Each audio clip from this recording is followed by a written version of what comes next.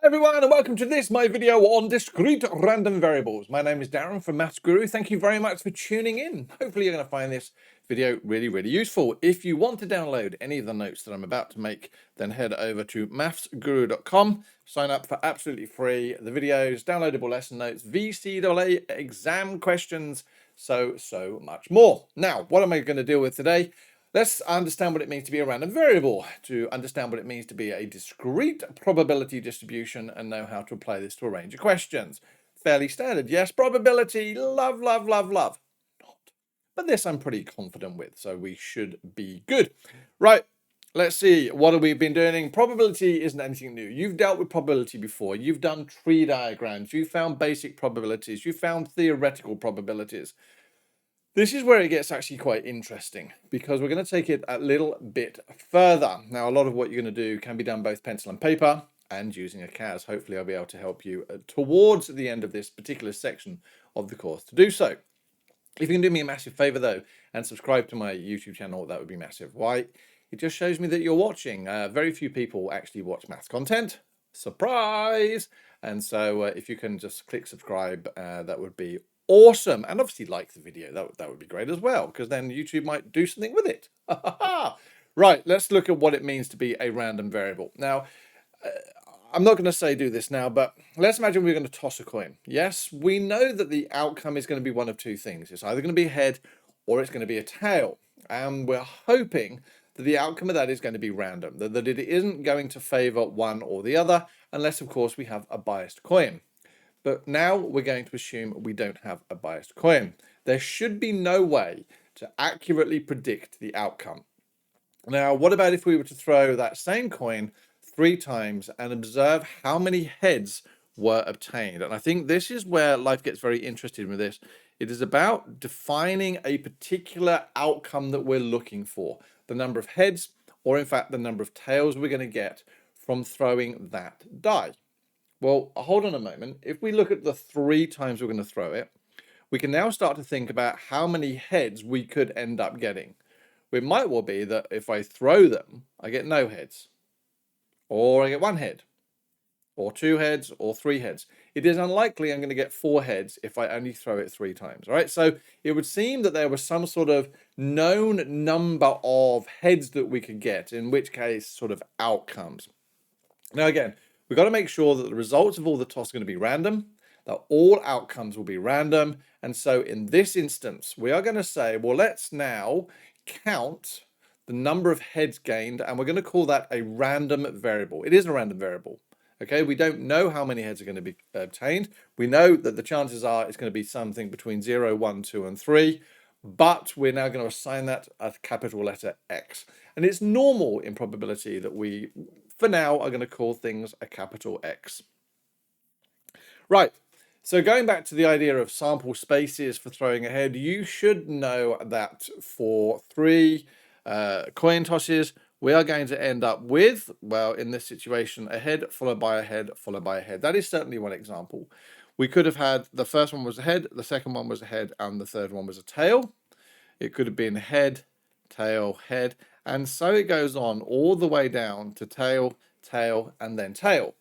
Now, a sample space shouldn't be anything new to you guys. You've been doing it for years, where realistically all you're doing is you're putting down all the possible outcomes that can happen when you throw that coin 3 times. And hopefully you've realized that there are 8 different outcomes there. Now, because we are looking for the count of the number of heads that we want, we can now create another table.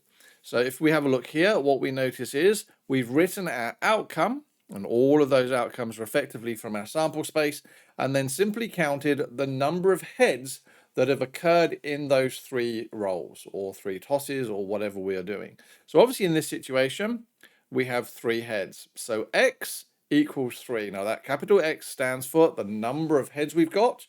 It's our random variable, and that's equal to 3. If we look at these 3 outcomes there, they all had 2 heads. Yeah, and again, later on we start to deal with the idea of, well, can we find this quicker? The number of outcomes that will be, 2 out of 3 or 1 out of 3 or 7 out of 15 or whatever else it is. But let's not run at this moment in time for these outcomes. they had 2 heads. For those outcomes, 1 head. And for that one single outcome, there were absolutely no heads are shown. Right now, tabulating this information is really, really helpful.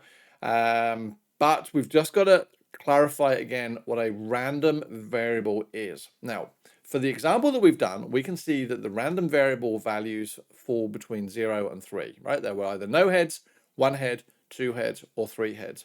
Now, a random variable is a function which assigns a number to each outcome in the sample space, right? So again, we've decided in this situation to be heads.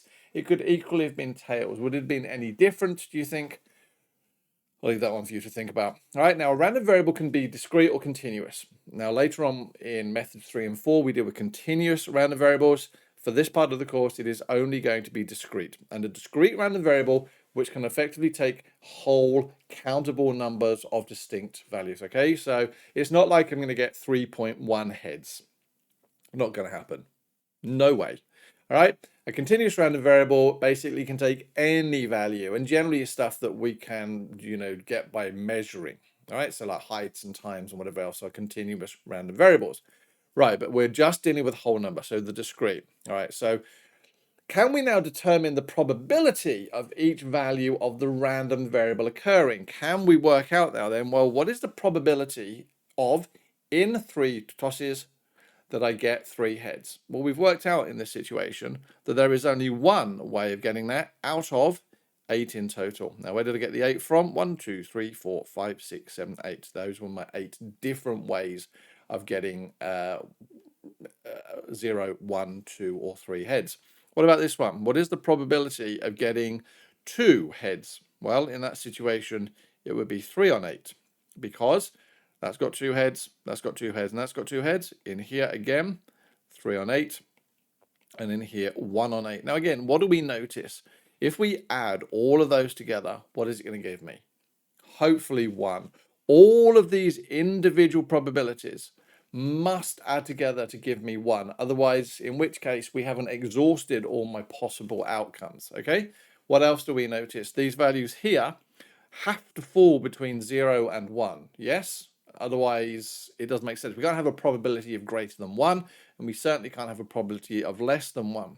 Now, again, what we can do is we can put this into another type of table, and this is the one you're going to end up dealing with probably the most. Notation is really, really important. So if we look at that now, it's the probability that our discrete random variable, which in this situation is the number of heads, so the probability that the number of heads gained is equal to x. And these x's are values of 0, 1, 2, and 3. So here, that 1/8 is the probability that a discrete random variable, as in the number of heads we achieve, is 0. Well, we know that. Going back, the number of heads as getting no heads gives me 1/8. Oh, there's my 1/8. Now, when you write these tables out, please, please, please make sure you do PRX equals X and X here, okay? So 0, 1, 2, 3. Those are my possible outcomes, all right? There was 0 heads, 1 head, 2 head, or 3 head, and these are my individual probabilities. Now, writing that table out and then interpreting it in a minute becomes important, but there is a formal definition for you to know. Now, I'm just going to read it. The probability distribution of a discrete random variable X is a function where each individual probability is gained from the probability that a discrete random variable is equal to a particular number, right? It's assigning a probability to each value of X. It can be represented by a rule or a graph, but it must give a probability for every value of X that X can take. So there must be a probability for no heads. There must be a probability for 1 head. There must be a probability for 3 heads. All right, for this to actually exist, i.e. we can't have a table with missing values. For any discrete probability distribution, right, and this is a distribution, the following 2 conditions must hold. And again, this should really go in your summary book. Each value of P of X belongs to the interval 0 to 1 inclusive. That means that each of those values there must be between 0 and 1 inclusive. Now, obviously, if that was 1, the rest of these would have to be 0, because the second thing that is important is that all of these values here must add up to 1.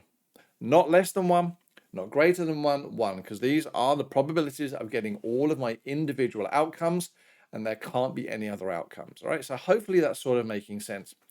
Now, this is the basics, because ultimately now we just look at the idea of, well, how do we apply this? So whatever we've got here, we've now got some discrete random variable that has 6 different outcomes, right? There's a probability of getting 1 of them, 2 of them, 3 of them, 4 of them, 5 of them, or 6 of them. Have no idea what that could be, but the idea is now use the table to find the probability that x equals 3.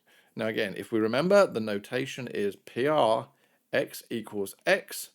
Because that number now has become a 3, it's effectively saying, well, can you just read off the value here that's in the 3 column? And so A is actually that trivial as being 0.1. The probability that x is less than 3. Now, for these little values here, so what we're now saying is that this value here, right, x is less than 3, is basically the probability that x equals 1 plus the probability that x equals 2, right? Because it can't include the 3, and a lot of people make mistakes there. So in this situation, we'd be adding those two values together to give me 0.5. The probability of x is greater than or equal to 4, where if we're looking for greater than or equal to 4, we can include the 4. So that gives me 0.2, 0.35, 0.4, so that'd be 0.4. X falls between 3 and 5 inclusive. And again, it's important to note that this is 3 and 5 inclusive. The inequalities are the things you really do need to look out for. So 3 to 5 inclusive, I'm going to look for those ones there, which is going to give me 0.45. I think if I've added those together correctly. God, I hope I've added those together correctly. Yep. And x is not equal to 5. Now in that situation, there's 2 ways of thinking about it. You can either do those added together, or you can turn around and use the idea that, well, we know all of those add to 1. This one isn't included, so hopefully it should come out to be 0.85, because I'm just going to do the 1 minus the 0.15. Challenging? Nope, not really. And again, I've seen this type of question in a methods exam over and over again. For what value of C is this a probability distribution? For it to be a probability distribution, one of the rules state that these values here must add to 1. So I now have 2c plus 3c plus 4c plus 5c plus 6c. Adding all those together must give me 1. So 6, 11, 15, 16, 17, 18, 19, 20. So we know that 20c is equal to 1. C is equal to 1 on 20. There we go. So that's the value of C. So in which case this would be 2 on 20, 3 on 20, 4 on 20, 5 on 20, 6 on 20. And now I want to sing Blackbirds in a Pie, but we'll move on because that'd be a really cheesy joke. And again, any different here? Not really. The table shows a probability distribution for a random variable x. Again, the values are going 1, 2, 3, 4, 5, and 6. Right, so there's whatever's happening, it's like 1 head, 2 head, 3 head, 4 head, 5 heads, and 6 heads. What are the values? The x is greater than 4. Again, just highlight those. That gives me what? 0.36. So that's 0.36. X falls between 2 and 5. Now again, do you see the trick here? 2 and 5, but not including 2 or 5. So that suggests that we'd be adding those together. So 0.17, 0.24, I hope. 17, 18, 19, 20, 21, 22, 23, 24. There's nothing wrong with using your fingers. Now, here we go. The probability that x is greater than or equal to 5, given that x is greater than or equal to 3. Now, because this is a conditional probability, that means it's got to be the probability that x is greater than or equal to 5 and x is greater than or equal to 3. Divided by the probability that x is greater than or equal to 3. Now again, the great thing about probability is that here has like a literal idea. Is it possible for there to be an overlap between x is greater than or equal to 5 and x is greater than or equal to 3? Now I'm going to visually show what that means. He says hopefully, so let's do x is greater than or equal to 5, is that one there. X is greater than or equal to 3 is there.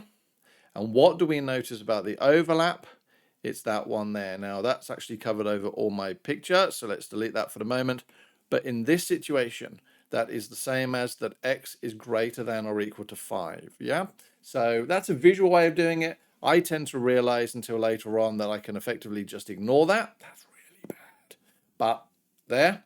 So we now know that the probability of x is greater than or equal to 5 and x is greater than or equal to 3 is given by 0.13 plus 0.23, which is 0.36, divided by the probability that x is greater than or equal to 3, greater than or equal to 3.